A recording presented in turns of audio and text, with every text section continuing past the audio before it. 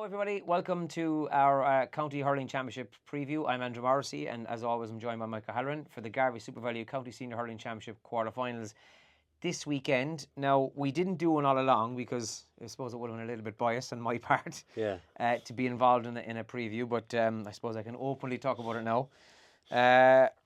Strange one, I'll be honest, because every year you and I have done the championship together. We've been to see nearly all the players with the county team, and we've been to see various county league games together and then championship games together. But this was my first year actually experiencing the championship from a player's point of view. And I suppose I now have first hand of some of the guys that we're going to discuss here in a minute as well. So it's definitely been a unique perspective from my perspective anyway this year, because I had never played senior championship up to this year. Well, I tell you, I saw a text. You did? Second hand that you sent to, I don't know. And I was really impressed with the way you were so, honoured and pleased, I suppose, to be playing in a county championship game. And you played in three of them, like. Yeah. I know you might have been disappointed the last day out in Aberdeen, but those things happen. Those things happen, yeah. And like, come here, somebody said to me, you're disappointed, yeah, but nobody died. So it's just a game at the end of the day. Yeah. It means more to a lot of fellas, me included, and you put a lot of work and hard work into it. But that's sports. That's championship hurling. That's championship football, whatever it is. So it was a great feeling. Honest to God, it was brilliant because myself and Pip, Ronan Gilson, and we had said it to each other in the dressing room the first night against Lixna inside Stack Park.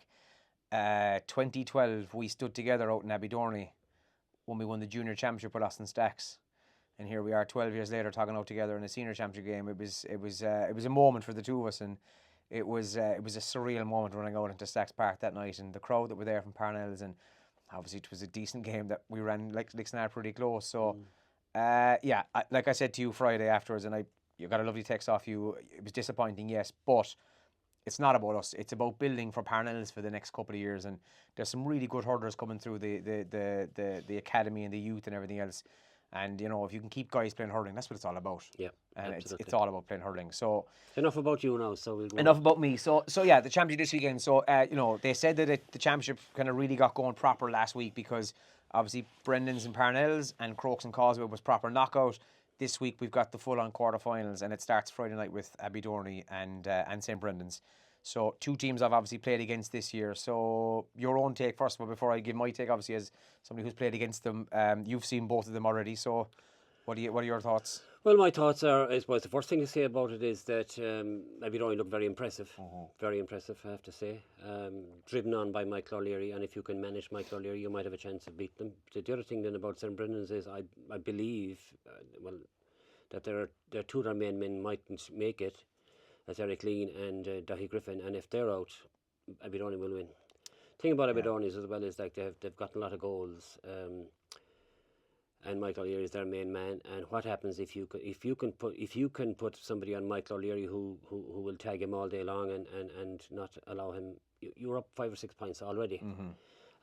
Thing about Aberdeen as well is which would worry me about him for the last few years. In the second half of most matches, they take a bit of a nap, and their concentration. I don't know their concentration or what is there. Maybe they think that they have enough done, but certainly you can't do that.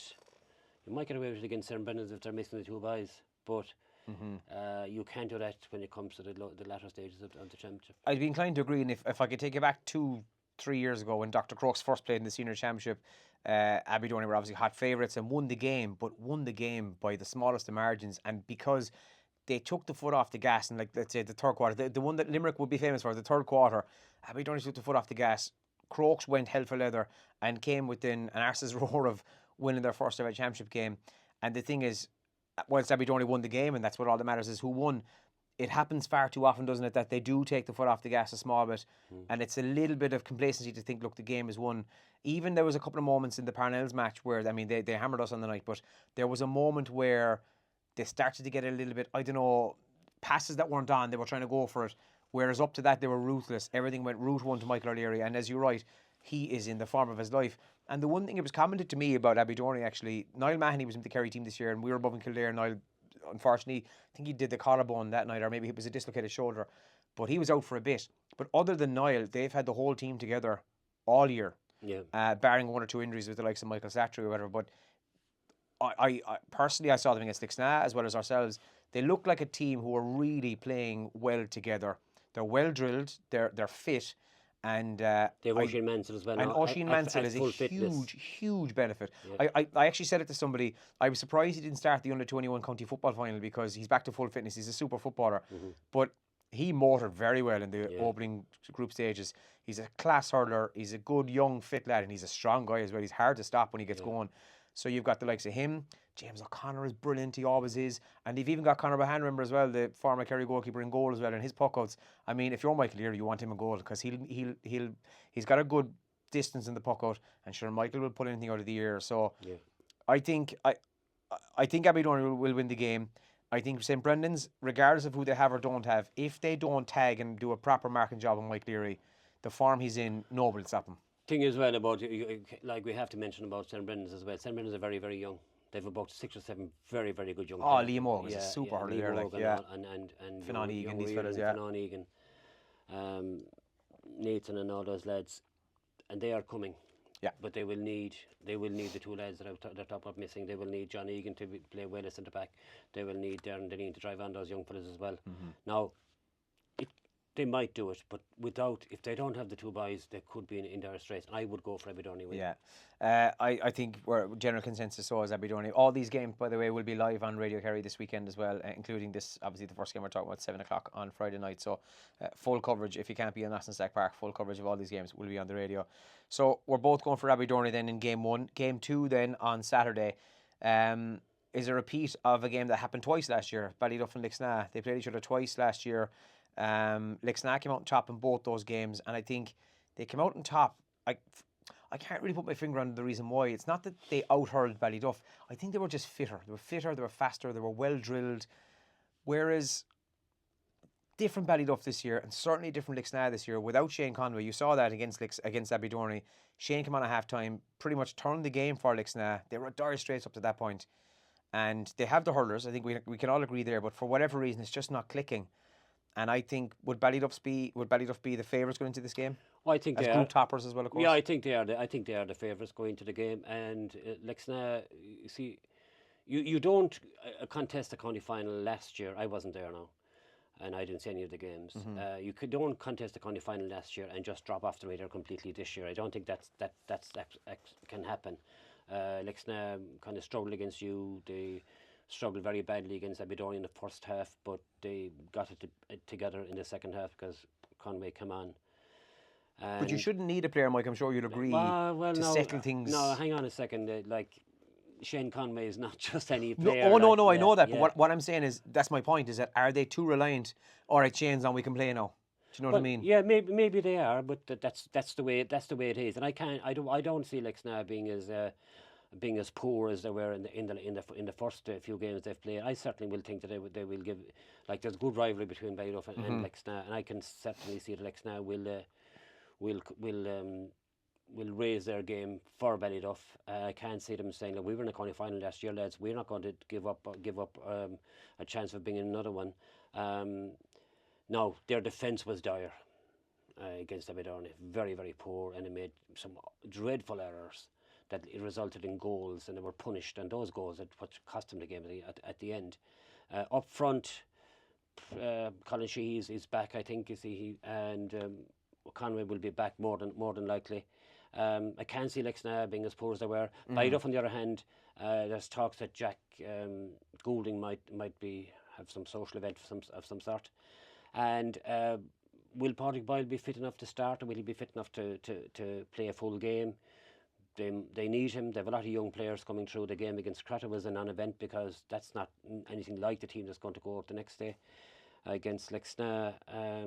But Ballyduff, if they don't win a championship this year, they'll win one in the next 4 or 5 years for sure. I have to and agree. They could have 2 or 3 in a row, because they have the talent. They're young, and now they have a very solid backroom team. Barry O'Grady there, Anthony Carroll, Padraig Harrington, and a whole load of really sound lads who are all local, who know all the players and have a huge respect and know what it takes to win as well. And know what it takes. They've all done this, and they have another upcoming Boyle at full forward more than likely. So I would be going for Ballyduff here, not because I'm from Ballyduff. I've done my bit for Ballyduff, and I would be going for a Ballyduff win. Again, I'd be inclined to agree. With two things you said. I think it'll be a different Lixnaw team we've seen. I think there's a thing with Lixnaw, and I include Kilmiley in this. Lixnaw, Kilmiley, Ballyduff, they're knockout teams. They live for it. They love it. Yep. And I think it'll be a different Lixnaw this weekend. I just think Ballyduff might just have that little bit extra on them. I didn't know that Jack potentially might not be a runner, but I was going to bring him up. He has been a revelation, isn't he? I know he was brilliant for London in the Christie Ring, and he came back, and obviously the very first night out they played St Brendan's, and Padraig Boyle went off injured early in that game, and Evan Boyle was flying it inside, winning loads of ball in full forward. But geez, Jack Cooley that night was absolutely unmarkable.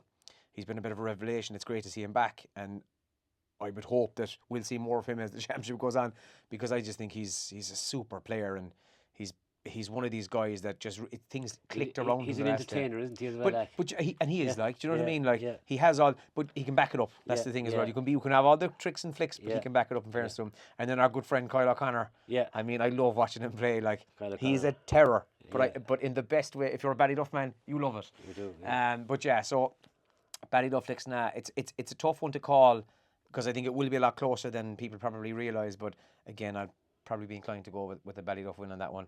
And then Sunday, doubleheader Sunday. Now, Sunday's a weird one, because we'll come to Cosby and Kilmoyle in a minute, but you've got the champions Crotta, rightly so, brilliant last year, superb throughout the championship, pretty much demolished Lixnaw really in the final, barring I think it was 19 or 20 wides. The game, it was out of sight really. They were brilliant. Then we watched them in the Munster Championship. They were great. They were fit. Their hurling was excellent, and they were very unlucky in the Munster Championship. Bring it on to this year, then group stage was kind of hard to tell, because they're down guys as well.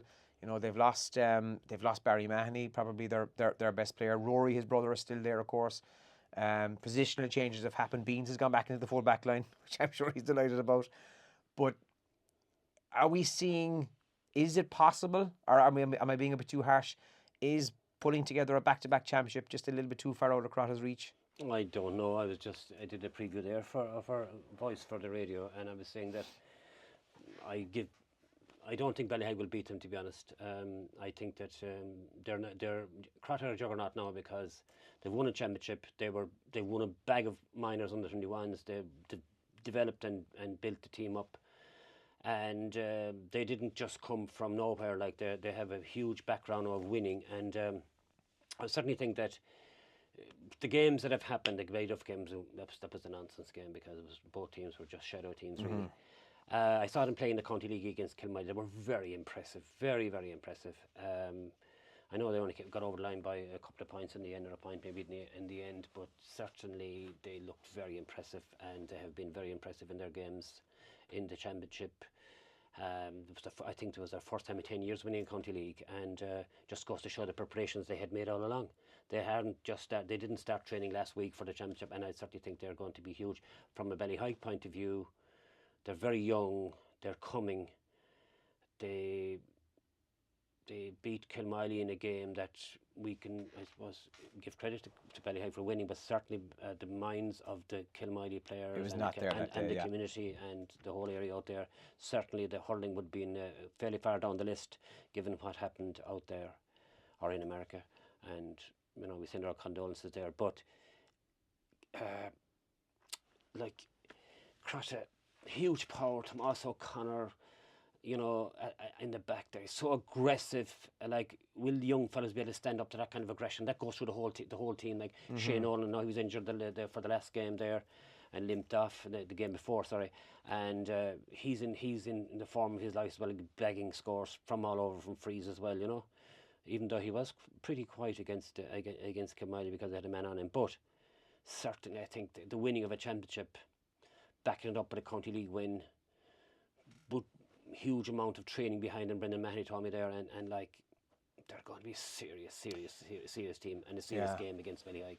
If Ballyhike beat them, it'll be a huge achievement, in fairness. And I agree, and there's one thing you said there, and actually it brought me back to the county final last year. I spoke to Shane Nolan after the match on the pitch, and he said to me, his exact words were, these boys know how to win, because they'd won the minors, they'd won the 21s and so on.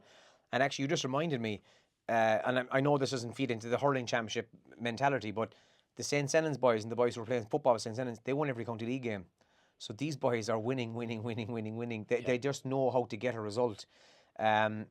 I would have tipped after the first night Ballyhigh, just the way that the style they played and everything else, to go far in the championship, granted against the Kilmoily team who, for obvious reasons weren't fully fit and fully ready for that night for what was going on outside of hurling. But what impressed me about Ballyhigh is that the 2 games they won against Crokes and Kilmoily, 2 of their main fellas, Michael Lean and Colin Walsh, didn't have a whole pile to do because other fellas took it over. Young, yeah, definitely, yes. I do think it'll be a lot closer than people are expecting.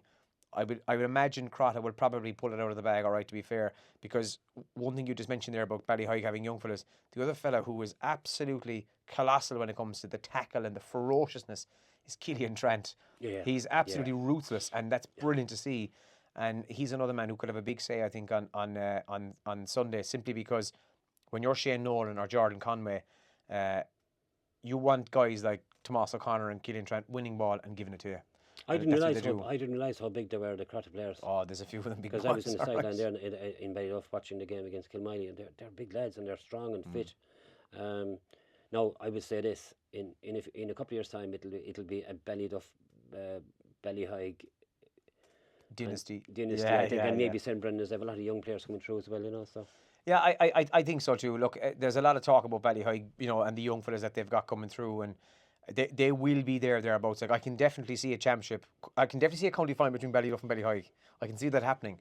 But yeah, do you know what I love as well is 5-6 years ago we would have sat and did one of these videos and we could have spoken about 12 players, 15 players who are probably involved with the Kerry panel at some point, and it's always the same names we mentioned: the Boyles, the Nolans, the Conways. But now there really is some talent coming through. Like, we mentioned Liam Og there from Brendan's, Egan, Gary Reardon, a couple of the Parnells lads even, and then you've got the likes of Colin Walsh is obviously in there, Nathan from Ballyhigh. There's big young lads now coming through. Oisin Mansell, another one. These are all going to be the big names we're going to be talking about, I think, in the next couple of years, if they can stay fit and keep hurling. So we're going to go with a Crotta win there then? I think so. And I suppose, like, maybe as an aside, I was talking to some of the people there about the championship up to now. Okay, everybody got 3 games and all the rest of it. But somebody said, and I think it's a very good point, were it not for the fierce rivalry between the clubs and the honesty of the clubs, apart from one of the games where people put out dummy teams, it made games of it. Yeah. For games that didn't matter. And I think that's a great testament to hurling people and to hurling clubs and to hurling players who went out there, nothing to lose. They were still in the championship and they still gave it their all. And fellas got injured and fellas got, yellow carded and the works. And it just, to me, I think it's a great testament to the honesty and the integrity of hurlers in Kerry that they were able to do that, given that it was not a mistake. That's my little sermon. Oh, no, sorry. No, and I'm inclined to agree. It mattered. It mattered to fellas on the pitch. Yes. It might have mattered in the overall grand scheme of the result, but when the ball was thrown in, when the referee threw the ball in, whoever it was playing, to those players on the field and the management on the sideline, it mattered, and I think that's an important thing to take.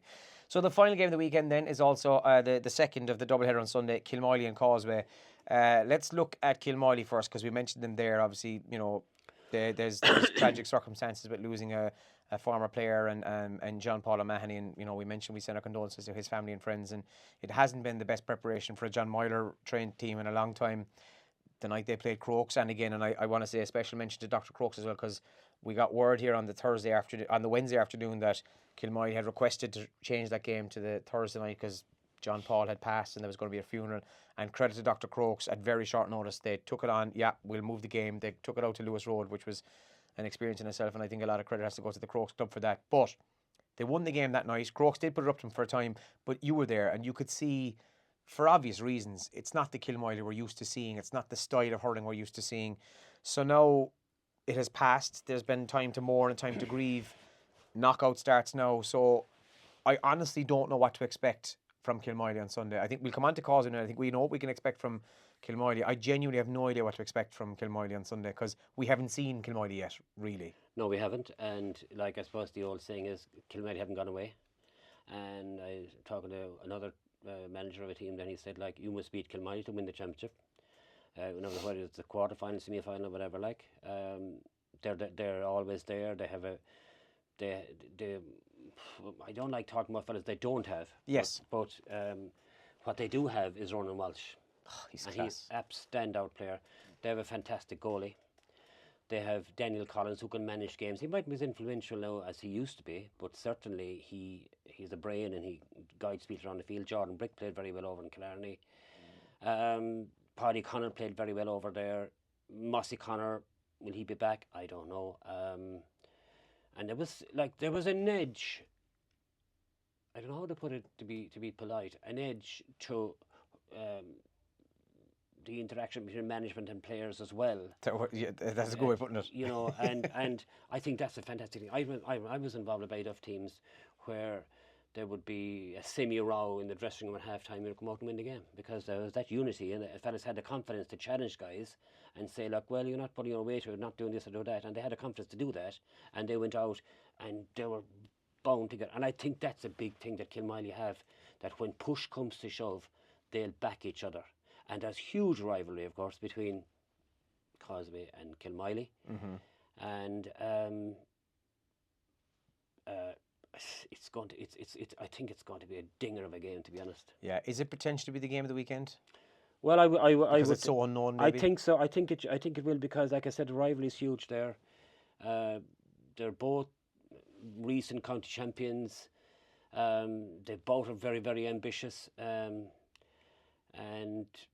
Kilmiley have a point to prove. They're going to go out and say, look, well, this is not the Kilmiley that was there for the last 3 matches, and we will just show what we can do. From a Causeway point of view, I was very impressed with Causeway in the games I've seen them in. They're very strong. They have one of the best forwards in the county in Dan Goggin, I think, anyway. He's definitely the farm forward anyway. Yeah, he's amazing, yeah. And like they've rejigged their team. Sean Sheehan is back now. Tommy Casey's back. I know, like, I don't like talking about players who are not there, but they've lost 3 very high profile players. They probably will have Dooley back. Maybe he's going to be a huge asset as well. If Dooley comes back, he can release some of the guys who are playing out of position and bring them into the backs, and their defence will shore up a good bit then. But certainly they look very, very impressive. I'm very impressed by Causeway.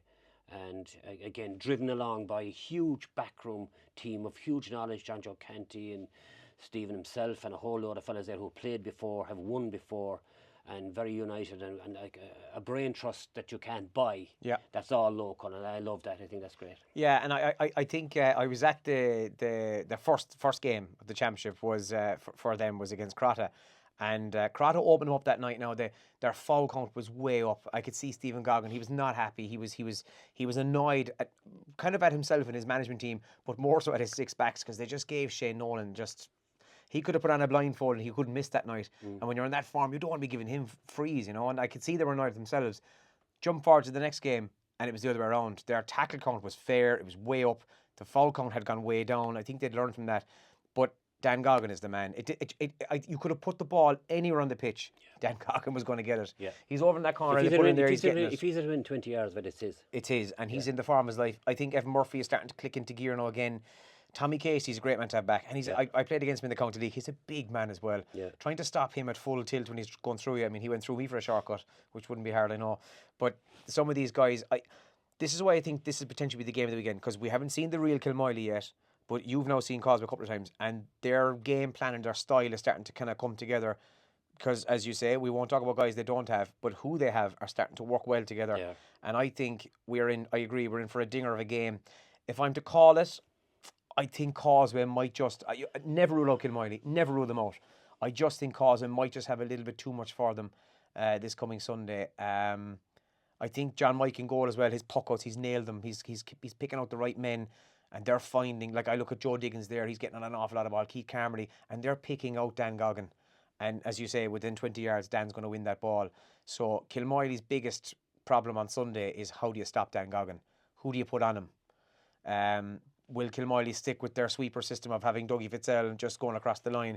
But just Dougie Fitzell is like a hoover. He's amazing. He's unbelievable. He's amazing. Like, as somebody said to me, Dougie's doing the same thing for 10 years and he does it well. Yeah. Why change it? You know, I think he played in midfield in a couple of county league games. People were scratching their kind of going, why take him out of the place he's very good at? Because they put him back in there against Crokes, and sure, he was excellent. I just think Causeway might just have enough for Kilmiley this coming Sunday. But you know what? God forgive me for saying it, like, could we see extra time? I don't know. I hate extra time. But anyway, I would go for Causeway as well, to be honest. I think that they might just have enough this year for Kilmiley. Problem with Kilmiley, of course, as well now that if they need to win in the next couple of years because they don't have the young players coming through, which they're not like St. Brendan's and Ballyheigue and Ballyduff who have young players coming through. Yeah. So that's a worry for them, I think.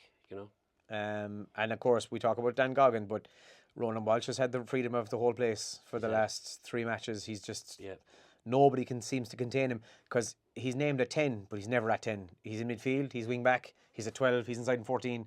You don't know where Ronan Walsh is going to pop up. And again, it's the way he's playing, and he did it with Kerry as well. He can't miss. He's just one of these guys who, and when I say can't miss, I don't just mean shooting. If he picks a pass out, it goes to your hand. Like, he's in the form that no matter what he touches. I watched him in the County Under 21 football final last Wednesday with St. Brendan's, and I'm looking at it, he's playing exactly the way he does in hurling. He was everywhere. He was on every ball. Fairness, So Ronan Walsh is also going to take mark, and so that's what we're going for. So this weekend we're going to go for Rabbydorney Friday night. We're looking at Ballyduff. We agree on Saturday, and then on Sunday we think Crotta and Causeway are all the potential winners. No, we weigh around here and get them all You said before we started that you wouldn't be surprised if Ballyheigue win. Yeah, and it won't shock me if they win. And obviously wouldn't. Yeah, it would shock me, to be honest. Like I know now, like that's probably harsh to say, but it would. Well, I'll put it this way: you can talk about all the ifs and buts you want, I suppose, but if Ballyheigue were playing anybody else this weekend, would they have had a chance? They would. It's because it's Crotta, isn't it? It's because I just like. It's the mentality of Crotta. I think Crotta are on the rise, they're going to be very hard to stop. Yeah. Can I just say one very briefly before we finish up as well? You mentioned about John B there as a great goalkeeper in Kilmiley. The standard of goalkeeping, I think, has been brilliant in a lot of the games. There's been some top saves. You look at Patrick Collins and Eva Quilligan and Nicky Quaid and Owen Murphy the weekend in the semi-finals of the All-Ireland, but I think Adam Sullivan has made a couple of cracking saves. John Mike has had to, I don't know how old is John Mike. I won't put an age on him in case I get it wrong. But he's around a long time. He made a couple of great saves. John B made a few brilliant saves against Crokes outside. Jeremy Quirk in goal. Darren Delaney made a couple of saves for us last week and against Causeway. Yeah. Pip in goals for Parnells. I think the standard of Martin Stackpool in our game against Lixnaw the first night, the standard of goalkeeping in Kerry is brilliant this year, and Adam Sullivan is leading that. I think he's brilliant. He doesn't. What I love about Adam, because he's probably only my height, like I'm not the tallest guy, but Adam will catch a ball if he's going to catch a ball. But if he feels there's any chance I'm not going to catch this, he'll bat it. But he doesn't just bat it down. Adam puts the ball 40 yards to the right or left. Yeah. I think the standard of goalkeeping in the championship this year, above everything else, I think has been superb. And I say that even considering that Mike Leary is banging in goals left, right and centre, but that's more stuff outside the field that can't really be helped. That can't be helped, yeah. I just wanted to just say that because I was so impressed with Adam O'Sullivan the night that they played Causeway. I just thought he was brilliant. He's a leader inside there for, what is he, 22 years of age, he's young like. So the standard has been outstanding in some of those games. I just wanted that mentioned as well. So on a final note, I think it's probably important to mention that we're here to talk about the senior championship. We hadn't planned to talk about this, but the junior championship, bit of blackguarding went on last Monday night. Trinity Parnells have pulled from it, just simply didn't have the numbers, is the simple fact, I'll be honest. But Duaw and Dr. Crokes were set to play, and I know firsthand that there was a double booking in the pitch. Duaw turned up. There was a scramble to find a second pitch. They got a second pitch, but it was quite late at that stage. And I have to say, I respect what Duaw did. They said, nope, we're done. We're going to go home, and they'll refix the game, I'm sure. But I know Duaw put a post out during the week, and I totally agree with it. I think we're here talking about the senior championship, but the intermediate championship is on as well tonight, the group stages. I just think the coverage has been poor. There's no Division 3. And no Division 3 this year as well. The thing about it is, this championship thing, with if you were speaking realistically, the first 3 matches for all clubs were of no consequence. They made no difference. Okay, they got 3 games in the championship. But it has destroyed intermediate teams. It has destroyed junior teams. Yeah. Because I don't know how many players, we're talking about Ballyduff, how many players they have used, but there certainly is going to be, apart from, only for the North Kerry competitions now, there would be no game for a fella who doesn't make the senior team. Yeah, I mean, you could be put on for the championship in those meaningless games at the start for 2 minutes, and you can play intermediate. Yeah. That is wrong. Yeah. I know it's going to be a huge effort for referees. Oh, he was only on for 2, and no, he was on for 3. And if you set a time limit, but a guy who's not in the first 15 should be left play intermediate anyway, no matter if he played 5 games in the championship. That's what I think. But it has destroyed intermediate teams. It has destroyed junior teams because all their players have been sucked into the senior teams because they were playing meaningless games. And look, this guy is training all the year. He's not good enough to be on the first 20 or maybe 25. But look, we'll give him a game in the championship. And again, it makes no difference. And now his hurling is done. And now he's hurling. And the big thing about it as well is, if certain teams win the championship this year, they'll have a load of medals to buy because they have X amount of fellas. Yeah, that's true. Do you know what I mean? So that's the one downside of these meaningless games. Yeah. And that's what I call them. I don't care if anybody says they were meaningless games. Okay, it's great to play in the championship, but they meant nothing in the end because, like I said, apart from the integrity of the teams who went out and gave it their all, but otherwise. It means nothing. Yeah, look, it may take a bit of rejigging next year because, look, I've been telling you and I've been saying this on the radio as well for many years. I'm not a fan of the fact that the hurling is over on the August bank holiday on this. What is it, the 2nd or 3rd of August or the 4th of August? That's it. The hurling is done till the month of championship.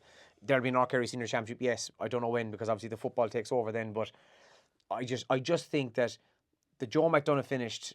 2 weeks later, the championship starts, away you go, and I personally just think it's too early.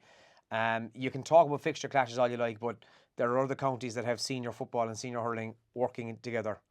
I can't understand why we can't do it here, but you know, maybe I'm looking at it too simplistic, but that's my tuppence worth. There's only one game. So all games live on Radio Kerry this weekend, starting off with Abbeydorney and St Brendan's on Friday night. It's at 7 o'clock live on the radio. Mike and I'll be doing the commentary for the 4 matches this weekend, including the Saturday game where Ballyduff take on Lixna at 3 o'clock, isn't it? I don't know. I've written there, haven't I? 2 o'clock, sorry, that's on at 2 o'clock, and then Sunday, then the double header, kicking off at Crotta and Ballyhoig at 1:30, and then at 3:30 Kilmoyle and Causeway. So hopefully you can join us on the radio, and if not, obviously try and make your way into Austin Stag Park for the games this weekend, and let's hope for a couple of crackers. Let's hope so.